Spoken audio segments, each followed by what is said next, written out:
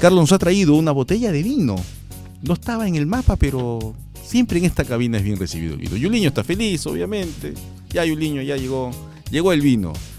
Carlos, ¿qué nos estás compartiendo con nosotros? Gracias, te agradecemos acá el equipo por No podemos hablar de vino sin tener un vino al medio, ¿no? Para entender las cosas. Un poco para, ¿no? Como los filósofos griegos, pues, ¿no? Entonces, con una copa de vino, pues obviamente todo fluye. Todo fluye, claro, sí.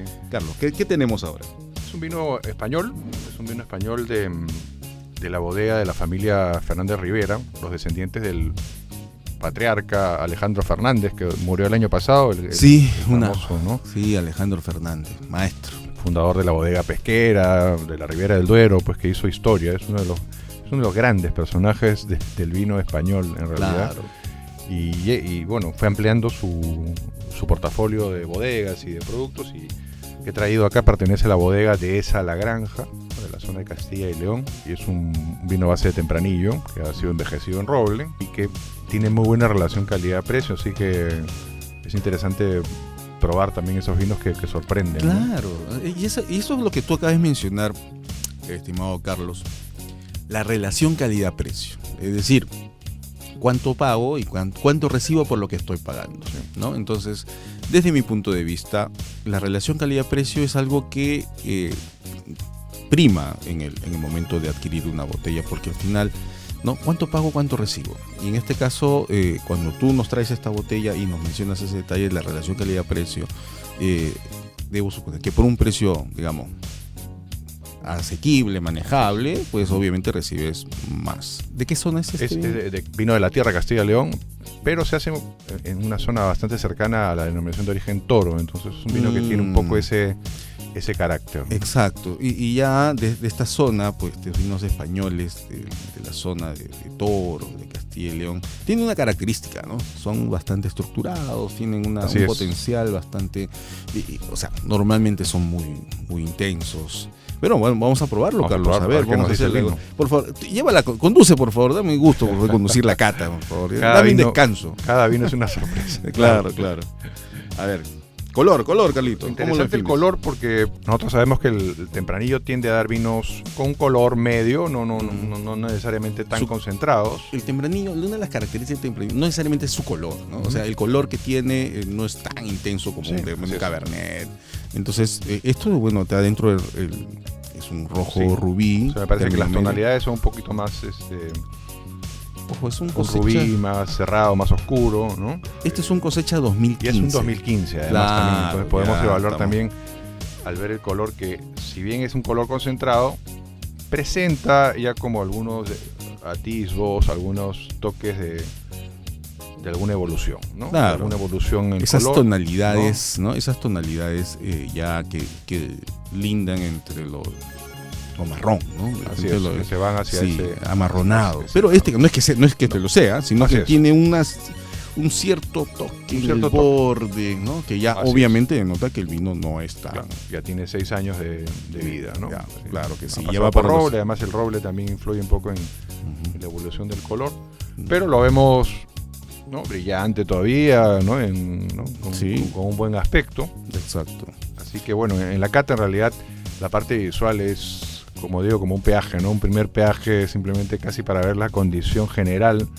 Uno no puede saber la calidad de un vino viéndolo, pero sí puede advertir algún problemitas eventual o alguna inconsistencia, ¿no? Claro. En un diagnóstico, obviamente, es el primer paso. Es el primer paso, ¿no? Para nos da una idea de lo que viene. Sí.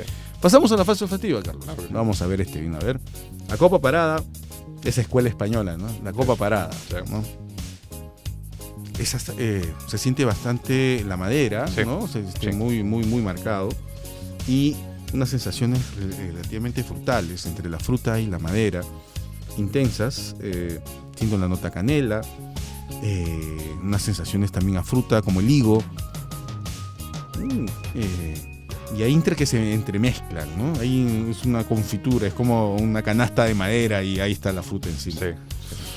Y vamos a oxigenar un poco, vamos a ver cómo se... Bueno, estamos en las copas Italese. Las copas Italese pueden ver a través de nuestro video en el Está muy bonita la copa, además es una copa amplia esa que tenemos acá. Tú sabes, Carlos, que estas copas, yo soy muy amigo de la promoción del buen beber, y dentro de todo eso la copa me parece muy importante. Entonces, por ejemplo, en este caso, las copas italeses fueron creadas exclusivamente para los restaurantes estrellas Michelin. Este modelo que tenemos, Étoile Noire, ¿no? Entonces, ¿por qué? Porque se dieron cuenta que para darle cierto centro de estandarización, porque la gente, porque vamos, ¿no?, visitando estos restaurantes, la gente tuviese pues un estándar, y este es el modelo. Y eso, ¿no? Sí, la verdad que es interesante. Me copaba bastante, ¿no? Porque es un cáliz amplio, claro. Y así es. Mayor información en nuestro canal de YouTube, Sommelier Miguel Andrade, donde pueden ver nuestro video exclusivamente de lo que es las copas italesas. Continuamos. Tenemos, ya se siente un poquito más al oxigenar el vino, ¿no? Ya tenemos. ¿Cómo tú describes esta parte, Carlos? Mira, nuevamente, con este vino de 6 años, uno mueve un poco la copa y la intensidad aumenta, ¿no? Y curiosamente, si bien hay frutos maduros, también se siente todavía mucha vivacidad en la nariz, ¿no? Todavía, sí, es decir, ¿no? Fruta fresca. Sí. Ay, sí, la fruta. Porque cuando dice Miguel, sí, en el vino encuentran fruta, sí, pero vamos más allá, ¿no? Porque uno puede encontrar una fruta fresca, una fruta madura, una fruta muy madura. No. Pero en este caso, a pesar de que el tiempo que tiene, la fruta que nos presenta en olfato es fresco, ¿no? Una frescura, como cuando uno toma una manzana madura, ¿no? Y empieza pues a olerla, y eso se presenta muy bien en la nariz. Y estas notas, digamos, no diría tanto chocolate, pero sí que me recuerda un poco entre la canela, la madera, y envuelve como un pequeño paquete. Sí, porque esa madera está evidentemente presente, pero no me parece una madera agresiva, ¿no? Es una madera que acompaña, que le da como un marco al vino. Y es muy, muy placentero, ¿no? Porque son notas de esas especias dulces que proceden normalmente de la barrica, esos tostados, eventualmente un poco de vainilla. Interesante.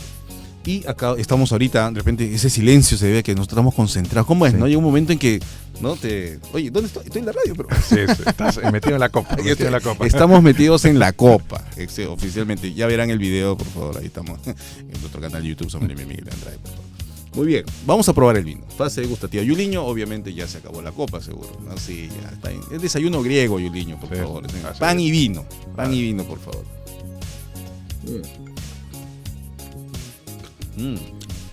10 de la mañana con 7 minutos aquí en el programa, en la cabina, degustando vino. Qué interesante. Es un vino en boca. Yo pensé que iba a ser más voluminoso, más estructura, sí. Pero me parece sedoso, ¿eh? Es sedoso. Sedoso, cuando digo sedoso, en el momento en que ingresa el vino, ¿no? Vas a una suavidad, ligeramente aterciopelado, cierta rasposidad, pero digamos, un tanino ya trabajado. Un tanino, sí, ya casi redondeado, digamos, en un buen punto, ¿no? Sí, eso ya es una madurez de botella, sí. de envejecimiento en la botella, que ya se siente esa característica en este vino. Al momento de ingreso, suave, una acidez muy agradable, ese amargor, ese tanino que está redondeado, con cierta sensación dulce, pero no lo es, bien, agradable. Sí, como les digo, a mí me gusta decir, cuando hablamos de la cata, la parte sensorial, ¿no? Que entran todos los sentidos y eso pero yo a veces les digo a mis alumnos, el sentido más importante es el tacto, ¿no? En el vino. Y es verdad, de alguna manera es verdad y mentira, pero la sensación y la textura en boca de los vinos, que es lo que te da la sensación táctil en la boca, es importantísima, es parte del placer, ¿no? Como lo es con la comida, acá no hay ningún misterio. Uno come algo y disfrutas el sabor, pero también de la textura, ¿no? A la vez, así que... Y en este caso encontramos ese vino como que está en su momento, ¿no? Un momento ya una adecuada madurez. Exacto. Y no es un vino de gran cuerpo, pero es un vino con carácter y que se presenta bien, ¿no? Sí. Un caballerito, un vino caballeroso, amable y que se presenta bien, ¿no? Definitivamente. No había conocido este vino, Carlos. Gracias por traerlo. Bueno, ¿no? Y es un vino Sí, sí, que es un vino cámara. Que está en el rango de 40 y tantos soles, ¿no? Y entonces Pero muy interesante también la añada, ¿no? Me gusta sí. el tema del año, ¿no? Porque Sí. ese es un al momento de explicar esto a las personas, ya que estamos hablando entre docentes que enseñan vino, del vino al público, las personas no se fijan mucho en el año. Sí, es cierto. No, dicen, sí, me han recomendado ese vino, sí, ya lo compro. Pero, ¿y el año? ¿Es el año? ¿Qué año fue el que tomaste que te gustó tanto? No, pues no sé de qué me estás hablando.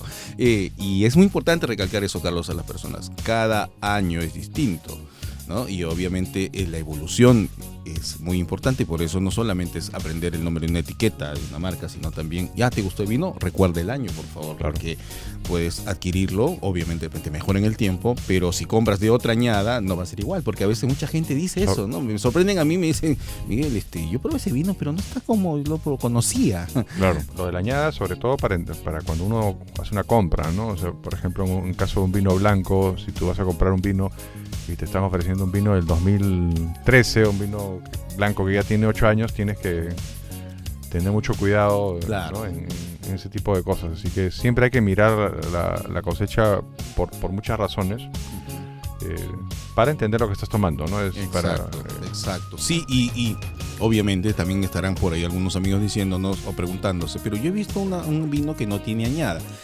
Sí, hay muchos vinos que no tienen añada, los champán, por ejemplo, la gran mayoría, o de repente algunos espumosos que no tienen añadas, y es porque emplean vinos de diversos años, ¿no? Y si uno adquiere un vino y no tiene un año específicamente en la botella, es porque es una mezcla de vinos de diversos años, que es muy común.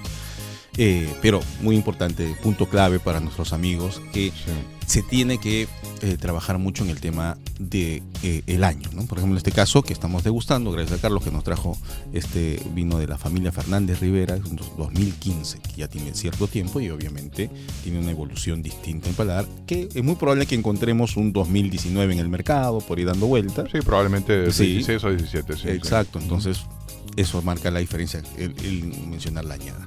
Carlos, otro detalle, en el mundo del vino, ¿tú cómo planteas el mundo del vino en Lima ahorita? ¿Cuál es tu parecer?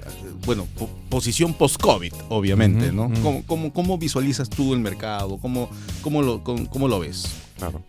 Sí, bueno, es un momento complejo en cuestiones de importaciones de vino, por ejemplo, hay costos adicionales ahora en los fletes que se han triplicado, digamos, hay todo un entorno también internacional, claro, de costos que influye un poco.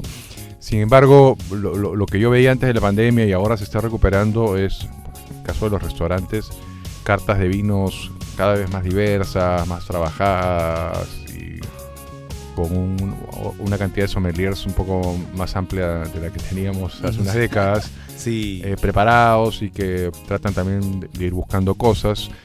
Y digo lo de los restaurantes porque en muchos casos el restaurante es donde el cliente conoce el vino, ¿no? Y donde bautizas un poco al aficionado, al comprador, claro, al consumidor, que después va a un supermercado o a una tienda especializada. Entonces la labor que hacen los sommeliers en los restaurantes es fundamental, ¿no? Es cómo muestras el vino, cómo ayudas a que el cliente tenga esa gran experiencia que lo haga seguir explorando y buscando, ¿no? Entonces, de acuerdo. Yo creo que en ese sentido el mercado peruano ha mejorado en restaurantes y en general, ¿no? Cada vez tenemos una mayor diversidad. Hasta hace pocos años yo escuchaba a algunos, incluso comercializadores, que decían, hay mucho vino en Lima, ¿no? Claro, bueno, evidentemente cuando tienes muchos competidores es complicado.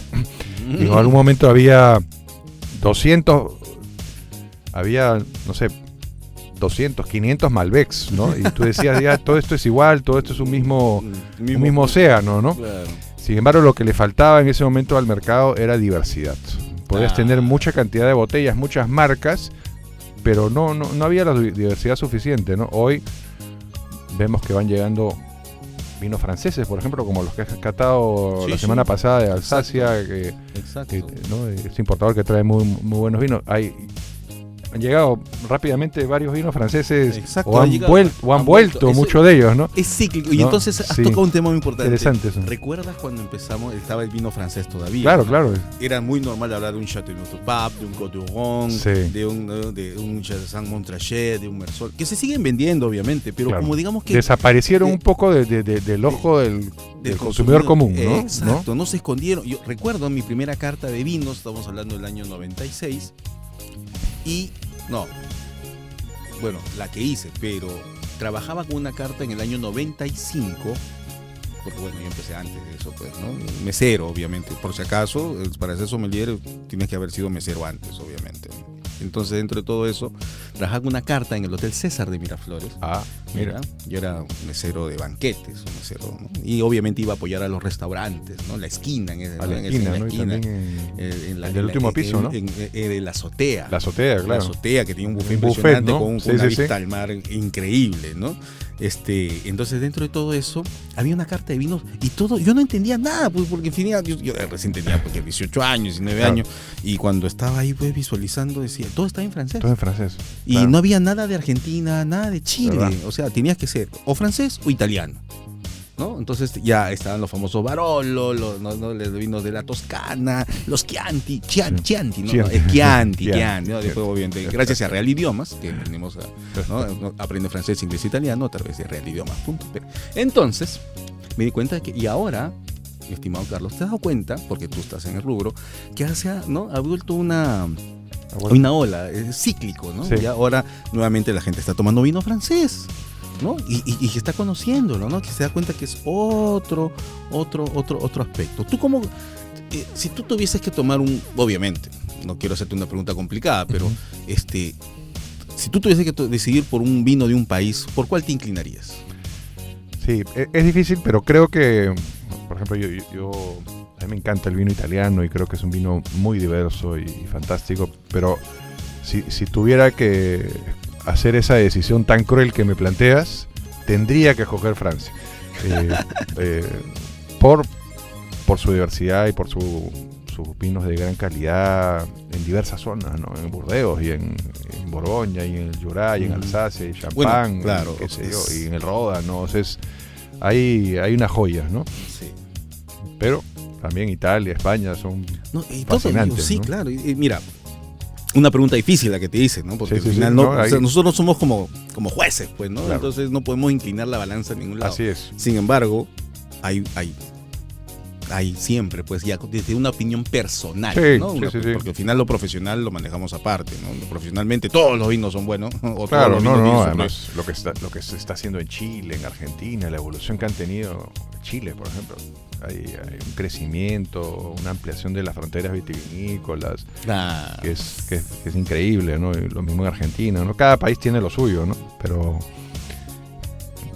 probablemente al final siempre trato de volver cada tanto al vino francés, que es como el punto de partida, ¿no? Pero el vino, hay mucho vino en el mundo y por probar y por disfrutar, por supuesto. Claro que sí, Carlos. Carlos, se nos va el tiempo, increíble esta mañana. Realmente, vamos a hacer una pausa antes de la despedida.